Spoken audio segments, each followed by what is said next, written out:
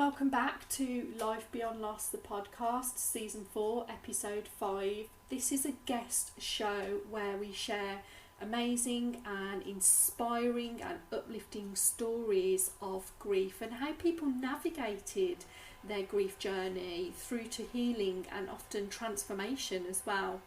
I'm your host, Louise Kresick, grief and loss coach, and today I'm talking to a very dear friend, Elle Edwards, and she's a happiness coach. She's founder of the newly named Itchy Soul Playground, I love that, which is formerly the Faith and Happiness Playground. And I've got to say, on this episode, we just had so much fun and some giggles. There were some very unexpected events as well, so stay tuned to find out what that was. Now, Elle shares the story of losing her baby at 9 weeks, what this was like for her in terms of her inner faith and happiness. And we talk more deeply as well about faith and hope and happiness in times of grief. And Elle shares a really useful insight and a tip at the end. So, stay with us.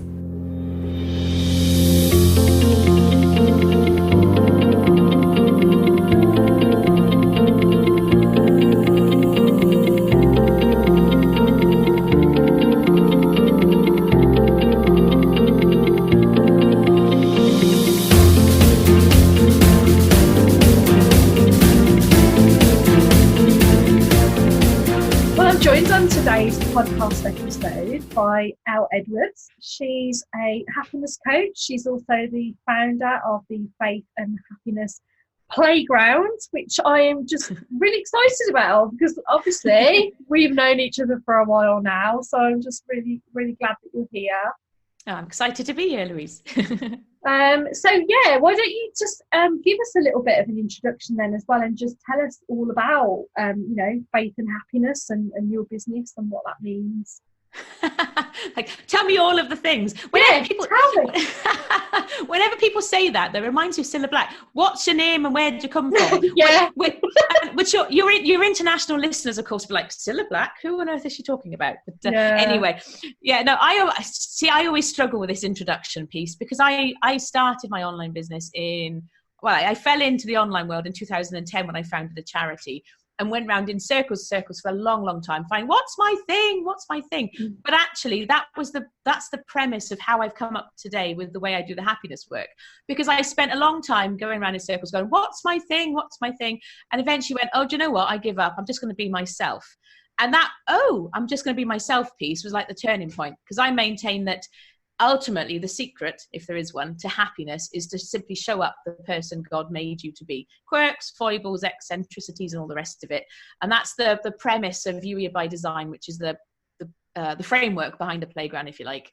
But my mission is I want to help Christians be happier so they can go out there and be delightful, joyful examples of God's love in the world. That's the whole point of it, really, is less like to make people smile and make the world a better place.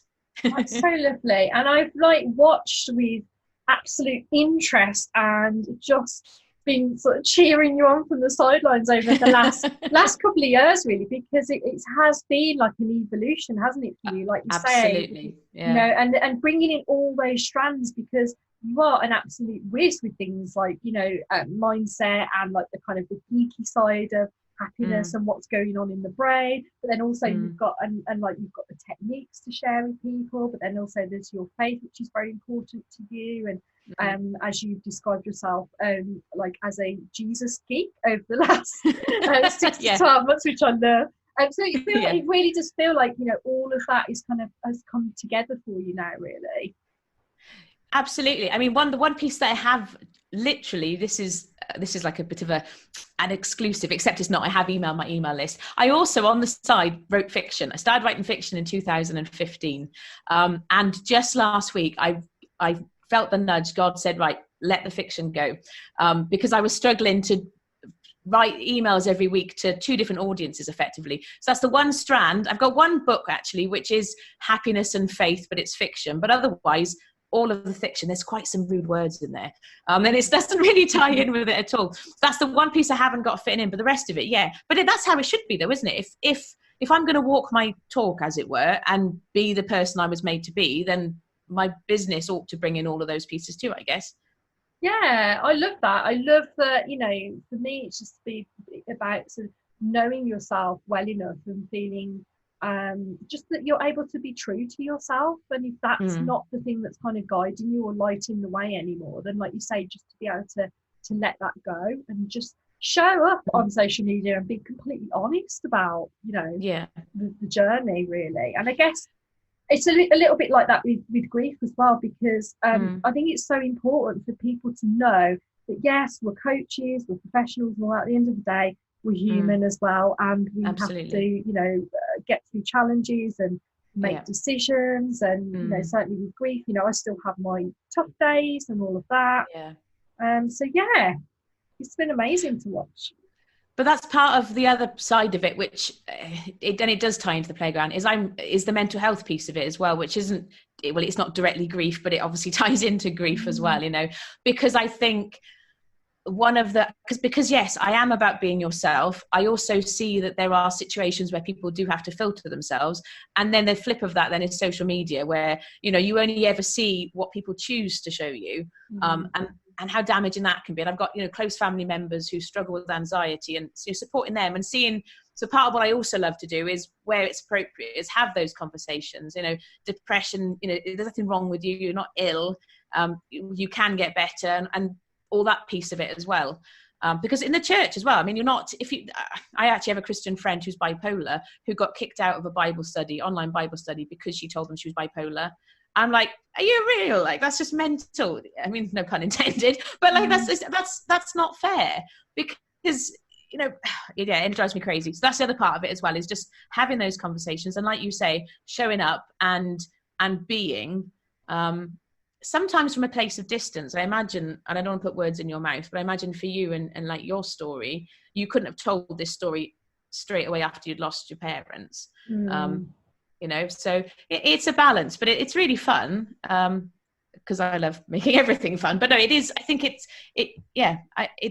important, and I love doing it, and I feel privileged to be in the position to do this. Do you feel like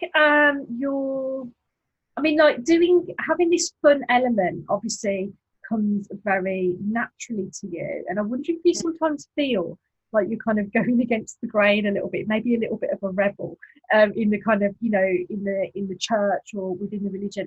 I'm just thinking about my own experience of grief as well, and because I am very much into, putting across grief in a way that isn't necessarily traditional.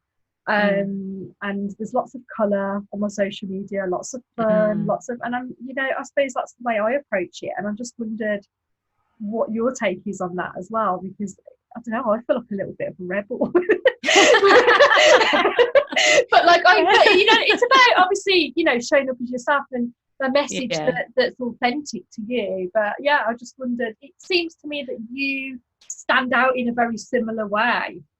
Yeah, I mean, I'd never thought of it like that, but I also know that one of my biggest bugbears is like we talk in church circles, we talk about the whole Jesus stories being the good news, and yet there are far too many miserable Christians around.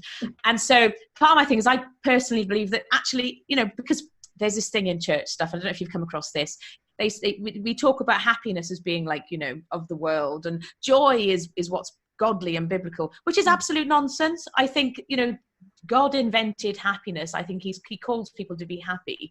And so I think, and for me personally, I mean, I'm not even kidding. If you'd have met me perhaps 10 years ago, I was a very, very different person. Angry a lot of the time, frustrated, probably with mild postnatal depression. And that's all down to Jesus. And he sort of like, I don't say he zapped me, but part of my journey, and that's a whole other story. But I hadn't thought of myself as a rebel, but I do think it's important to do that work, because I think if it does stand out, I want it to stand out in a positive way, because I think it's important. Because I think the more people who are out there, I mean, you've got to be true to yourself. There are days when I'm really grumpy, and I'll tell people that as well. And people don't believe me, but but my kids call me out on it. Oh, Mum, stop being grumpy. And I am grumpy sometimes, but I pull myself out of it as well, because I don't like sitting in it for very long. And also there's the whole brain chemistry thing, where my brain now automatically sees the silver linings, which is my top tip at the end. I'm going to teach you my 3-word hack. I know you've probably heard it, Louise, but I don't know if I'm a rebel, but if I am, I'm going to embrace it, because that's quite fun. Yeah. I see myself with a motorbike now. Yeah, I don't know if rebel is the right word. I suppose that's not the word I use. I don't know. It's just evokes that. That's just semantics. No, it's all just words, isn't it? It's all good. But yeah, so you kind of just mentioned there a little bit about, or there was a little hint around postnatal depression, and maybe that. And I know that you've mentioned to me in the past you've had some kind of experiences of loss in that area. So I wondered if you'd be happy just to share a little bit about that. Yeah, I mean, you know this, Louise, we talked about it before. One of my problems with coming on this podcast is I feel like a complete fraud, because the only loss I've really had, other than our burglary 2 months ago, but that's just stuff and that doesn't count. The only loss I've really had is when I lost a baby. But because it's related, there was, and it ties in with the work I'm doing now, because as I was reflecting on this before we were speaking, I hadn't identified it until literally this week, but I'd had 2 children. We got pregnant with our 3rd child. We were really excited, really happy. And at about 9 weeks, I started bleeding, lost the baby. And I remember for a whole week just crying. And then sitting in church one Sunday, playing my clarinet, because that's what I do, and thinking, right, I've had enough of crying. I'm done now. And I just decided and stopped. And I wasn't doing the happiness work then, but I was reflecting earlier on the fact that actually that was my first, I think, introduction to the way that our brains are wired, that we can. I'm not saying it's easy, I want to add the caveat that losing a baby at 9 weeks when you've already got 2 children, for example, is a completely different proposition to losing a child who, it's a different thing. That said, it is all, it's part of it as well. This introduction to this idea that actually we have got a choice. Maybe not straight away. Like if someone had come into the room and they admitted me to hospital because I was bleeding too much. I remember hearing this doctor on the phone saying, "Oh yeah, if you don't admit her, she might die." I'm like, "Oh great, thanks. I'm sitting here. Thanks very much." But if you'd have told me right then in that moment, "Oh, don't worry, in a week from now, you're going to have a choice and it's going to be okay," I'd have smacked you. So I know that as I say this, there might be people listening who go, "Look, Elle, you don't understand." And I acknowledge that I don't understand because I haven't lost parents. But it was my first ever introduction really to this idea that our minds are incredibly powerful, more powerful than I think I'd ever given it credit for until then. That's the interesting thing about loss though, isn't it? Because every single one of us had a completely unique experience as far as I'm concerned. We've all got, a different set of circumstances and different, how we approach things and deal with the world in general will impact on how we deal with our grief. And I think that there are no two kind of, I guess there are, people out there that, might feel that, okay, Louise, you understand me. I've lost my parents. You know what that kind of is like. But then again, the circumstances will be very different from how somebody else might lose, their parents. And I'm, like you say, I don't know what it is necessary to lose a spouse or a partner or, So I completely get what you're saying. I think that, it's really interesting though what you say about how that's prompted you to reflect on your kind of introduction to, I guess. And I didn't see it like that at the time. And as you're talking, it reminds me as well, the word that I like for that is empathy, because I lost that baby before my sister. I'm the eldest of 6 children, and my sister, the next one down, after I lost that baby, and I should also add as well, the month after, the doctors told us you have to wait 3 months, and me and my husband went, forget it. The month after I caught with my son, and that obviously made a difference as well, because, we were anxious, but having the promise of new life helped. But within about a month, possibly 2 months of me losing the baby, my sister had her first loss of a child, a miscarriage. She went on to have, I think, 3 or 4 miscarriages, and it gave me a different empathy, which I wouldn't have had if I hadn't gone through it myself. And you're quite right, the experience was completely different because she had one after another, and she didn't have any children at the time. She's now made up for it. She's got 4. But still, I think that empathy piece, you're right, it's different for each person. And at the same time, when you talk to people who've been through similar things, I think it can be incredibly helpful because they give you a different understanding as well. Definitely. And I'm really interested to know at that time as well, whether your faith in God, whether that kind of helped you in any way to kind of, the process. And also, I guess, within the church, there must be a community as well. kind of I'm assuming, I'm making that assumption, but a community that, you know, where people are a little bit closer and able to kind of help and support each other out, maybe. Yeah, I mean, I think it works both ways. The church I go to is tiny, so it is everybody knows each other really closely, but at the same time, everybody knows each other's business as well. So there's nowhere to hide, and you know, like sometimes you actually just don't want anyone to talk to you. You just want to be left alone. You can't do that, you know. You have to put on a sort of happy face or not put up a happy face. But in terms of where I was at with my faith, as you were asking the question, I was trying to work out the time frame of it, because I quite often will tell I mean, I grew up in a Christian family. My mum and dad went to church, they're Christians. I grew up surrounded by faith.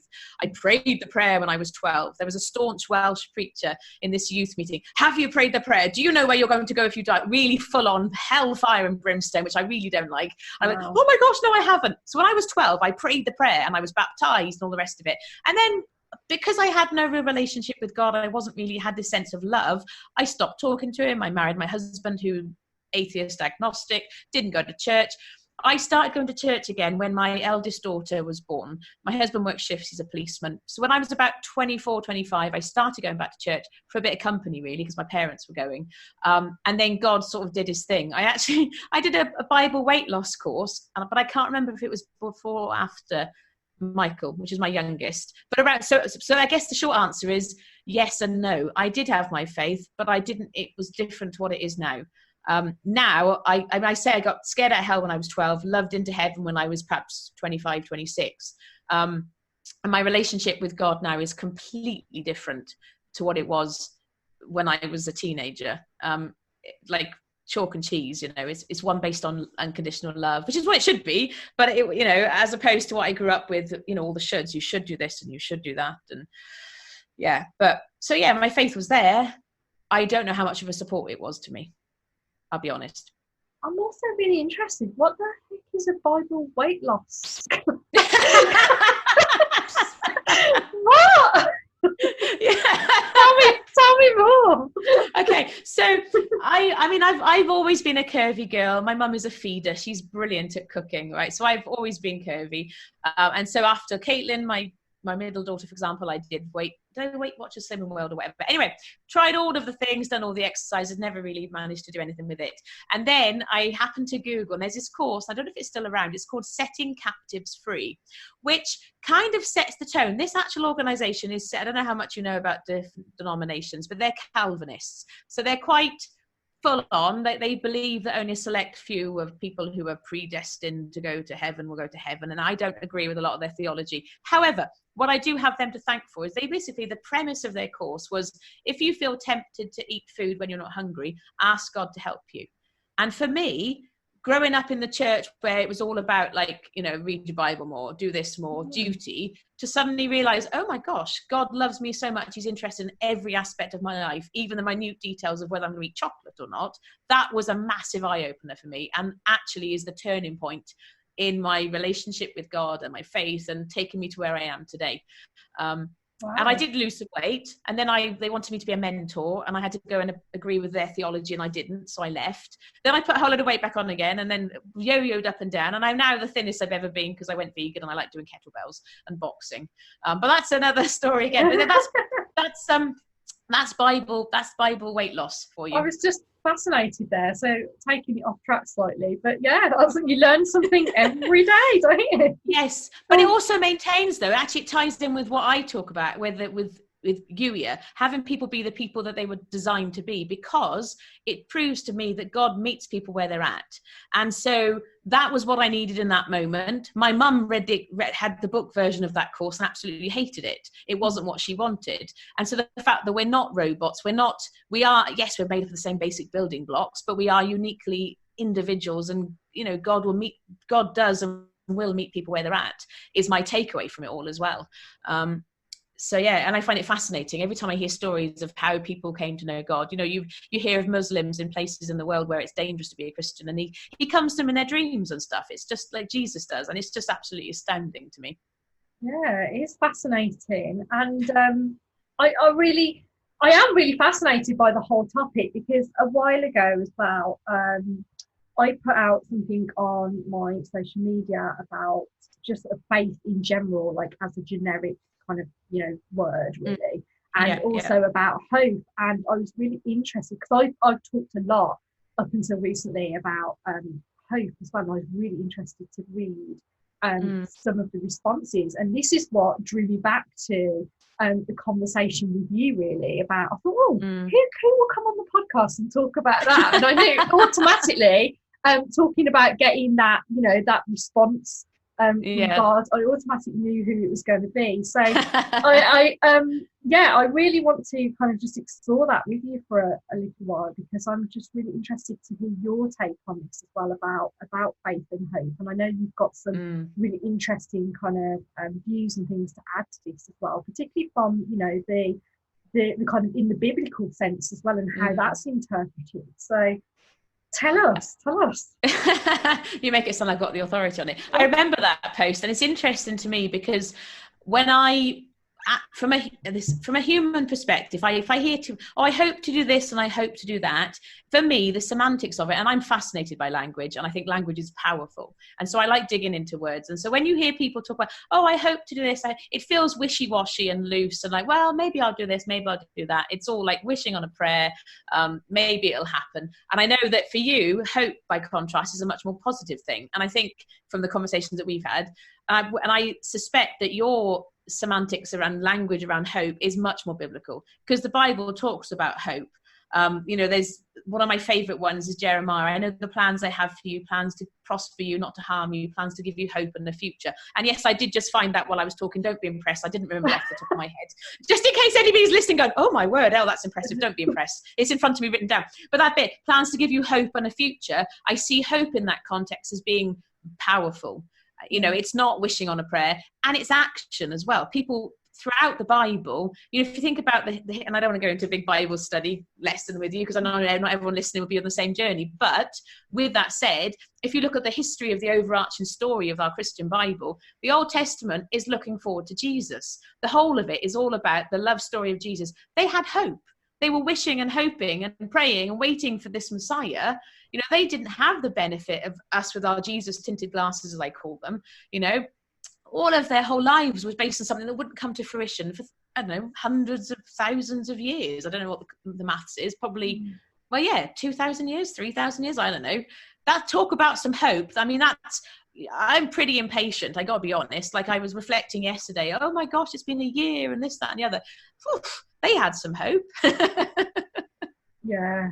I think you're right. I think obviously semantics are very important really, because it's all about how and I think it's like the meaning that we assign to words, isn't it, for ourselves? And so when I've been talking about hope from a grief perspective, I've been hoping there we go, that really helps to offer people some kind of comfort maybe, or some encouragement that there is kind of like light at the end of the tunnel. And it's not a case of like if I get through this, it's a case of when you get through this. And I suppose that's what I'm kind of wanting to conjure up when I speak of that word. But then I hadn't really given much thought to the kind of the word faith and what that might mean for people, and how that might kind of differ for people.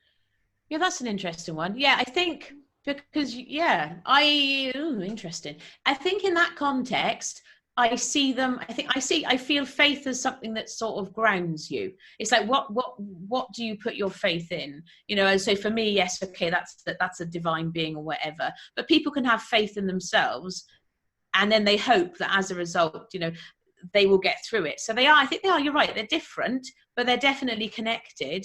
And as you're talking about the hope piece, it reminds me as well, like for like the mental health stuff that we touched on as well, is that when, by contrast, when people feel hopeless and like it's never ever going to end, that's the real suffering, isn't it?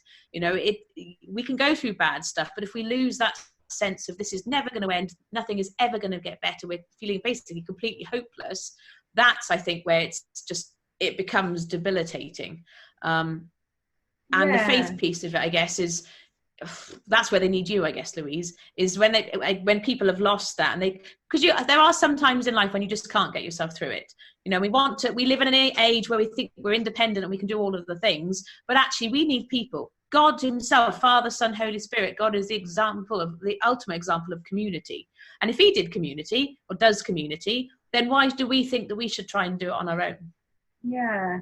And like, there is also this there's people that will view faith on a very, well, not view faith, but feel faith on a very spiritual level as well, isn't there? So actually, you know, I've come across stories and clients and people in my community that because of their faith on a spiritual level, for whatever reason, seems to offer them this kind of sense of kind of like, I don't know, it's like a resilience to me almost, that whatever comes their way, whatever gets thrown at them, that there's this deep-rooted kind of faith, and maybe it's tied in with beliefs as well, I don't know, that, you know, because of that spiritual aspects in their faith, that they can and will and kind of do get through things, and seem to do it, I don't know if easier is the word, but definitely there's something different that I'm finding it hard to actually pin words to. But it sounds like you're describing a growth mindset versus the fixed mindset almost. Yeah. If you know, that optimism, and that if you look at people, the fixed mindset says the things are the way they are and they're never going to change, versus, okay, well, you know, things are the way they are, but they're not like that forever. You know, that optimism, and I'd imagine that and I think people are naturally one way or the other, but all the science points to the fact that actually, if you make that decision to change, you're not stuck with your mindset forever. All the science around the plasticity of the brain fascinates me, because our brain can literally lay down, you know, new neural pathways by the way that we use it. So we're not stuck anywhere unless we choose to stay there. And of course, choosing. Oh, that's delightful. Sorry, my dog has just been sick on the floor. Hey, talk about optimism. Thanks, dog. Sorry. Anyway, see, we're keeping it real here on your podcast. I shall clear that up in a minute. But the takeaway for people, I guess, really is that you're not stuck there forever. You can make that choice, which comes back to, I guess, where I said I had that piece after I lost the baby, making that decision. I didn't know it in those terms then. We've been sick again now. Oh, great. I've got little dots of dog sick all over my carpet. Oh, delightful. But they can choose. You can, and again, that's the support piece, isn't it? Because if you don't know how to do it, then Louise will come alongside you. It's a plug for you, Louise. Louise will help you. Follow Louise on Instagram and then go and talk to her. Thank you. Oh, gosh, I've just got the absolute giggles now with the dog. Yes, it's lovely. Yeah, it's fine. I'll edit it out. or don't, and keep it real. It makes no difference to me, really. You know, it depends how sort of real life you want your podcast to be. This is proof, though. Actually, I think you should keep it in. And so, if you're hearing this, listeners, you'll know that Louise did. I think you should keep it in, because it just goes to show that actually life is a mixed bag. And sometimes stuff happens, and you can either choose to, like, you know, deny it and go, oh no, woe is me, there's dog sick on my carpet. Or you can go, oh well, never mind, I'll get some stuff and clean it up afterwards. What a beautiful example your dog has just provided us with. Quite. How lucky are we? How lucky are you? Yeah, I know. You're not going to come over to my house and help clean it up then. Thanks, Louise. No, I love that. I love everything you said there about mindset as well. And actually, I think that is really interesting, because I know that you're going to have some really interesting kind of words of wisdom and some tips around this to kind of share with people. And I suspect that mindset might kind of form, you know, part of that. You want my top tip, don't you? As mentioned in the briefing. Okay. Well, my top tip comes thanks to Morag, who we both know, and I've forgotten her surname. But if you listen to this, Morag, this is thanks to you. So, because I often describe myself as the irrepressible silver lining spotter, much to my youngest child in particular, my son, it drives him crazy. However, this is really helpful, and it was thanks to a conversation with Morag in June last year that I suddenly identified how I do it. And it's a 3-word phrase, and the 3-word phrase is this. Are you ready? Drum roll. Yeah. It is, but at least. So if something happens, for example, the dog was sick on the carpet. Oh, the dog's been sick on the carpet, but at least, and then see what your brain comes up with. Now, yes, that's a jovial example, but your brain likes to fill in the gaps. So the dog's just been sick on the carpet, but at least it's only a little bit. It is literally, I'm looking at the pile of sick now. It's about the size of 2 10-pence pieces. It would have been helpful if you'd been sick outside my door on the stone floor, I'd be honest with you, but c'est la vie. But at least, and you can use it with the caveat, of course, that when you're, because I'm conscious of your audience, if you're sitting right slap bang, you've literally just lost somebody. I am not suggesting that you butt at least your way to finding the silver lining and losing a parent, for example. That comes with time, and it's a whole other conversation. I'm talking about day-to-day life, when like niggles happen, things that just get on your nerves, that are a bit irritating, that have the potential to derail your day, because we tend to go about things. You can use but at least. Something happens, but at least, and then see what your brain comes up with. It will fill in the blanks, and it will tweak the whole situation. So for example, if you were tomorrow morning, you make yourself a cup of coffee, and then you spill the cup of coffee all over the floor, you've got 2 choices. You can go, oh no, now that means the day is ruined. Or you go, oh well, but at least it's only a bit of coffee, the day can only get better from here. And those 2 differences, I know it's semantics, I know it's just language and brain hacks, but it has the potential to completely change the way that your day unfolds. Thanks to, I get to mention 2 things actually, the reticular activating system, one of my favourite geekiest things ever. I was wondering if that had come up. Yeah, I hadn't planned for it. In the back of your brain, it does lots of things. It regulates temperature, blah, blah, blah, blah. But for our purposes, it's the filter. And I know you know this, Louise, because you've heard me talk about it before. It's the reason why when you buy yourself a new car, you suddenly see cars like yours everywhere. It's the reason why if your sister tells you she's pregnant, you start seeing babies everywhere. Your brain filters in the things it thinks is important. Going back to the coffee example, if you then go, oh, well, at least the day can only get better from here, your brain starts filtering in examples of your day getting better from here.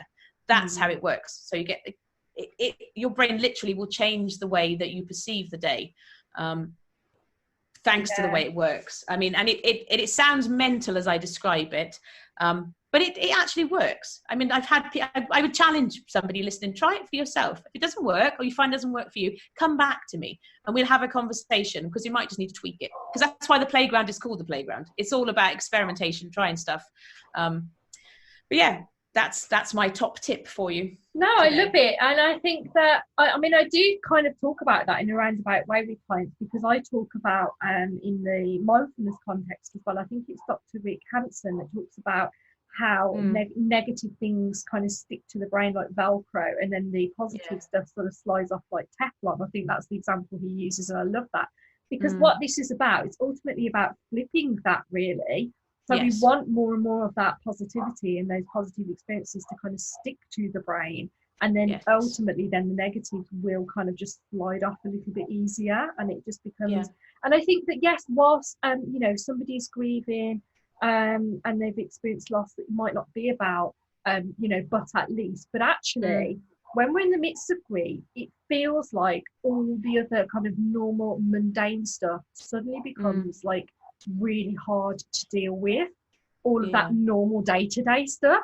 So actually there are examples, probably like you say, in the day-to-day stuff where we could be using that, and I think it just frees up our capacity then just to also focus on the important stuff and focus on, you know, the grief or what we need to do to get through that, you know. So I can see actually how that would be really, really helpful. Good, yay, that's encouraging. And did you hear, speaking of, like, you know, keeping it real, my dog was having a right old bark. Yes, I could hear him. I was glad that I had my headphones in, because whenever my 2 hear other dogs barking, they then decide to join in too. And I'm just very thankful, because there's a guy who, one of my doggy friends, has a great big blonde golden retriever. I guess golden retrievers are always blonde, but whatever. He walks up our street. He's huge. He barks really loudly just on our street to announce himself, which sets these 2 off. So I'm quite glad the timing of it, that Gordon and Dexter, Gordon's the man, Dexter's the dog, I shall tell him actually that he gets a shout out in this episode and encourage him to listen to it. If he does, hey Gordon. I haven't got to talk to anybody for days now, have I? All these shout outs. But no, so I'm just glad and thankful, but at least the dog isn't walking up the street making lots of noise and winding my 2 up. I suspect it's Ben's probably barking at the post lady.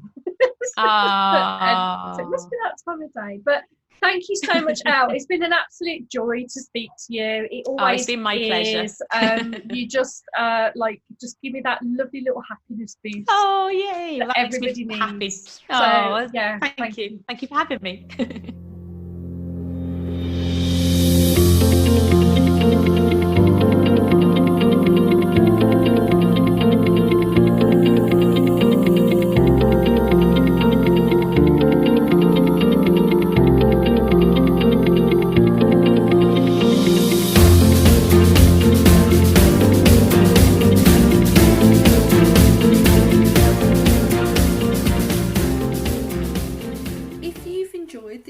podcast episode, please give it a like, show it some love and share. You can get ahead of new podcast episodes by following Life Beyond Lost, the podcast, over on Stitcher FM, Spotify, iTunes and SoundCloud. Or you can also find the back catalogue of Life Beyond Lost, the podcast, over on www.louisecresick.com.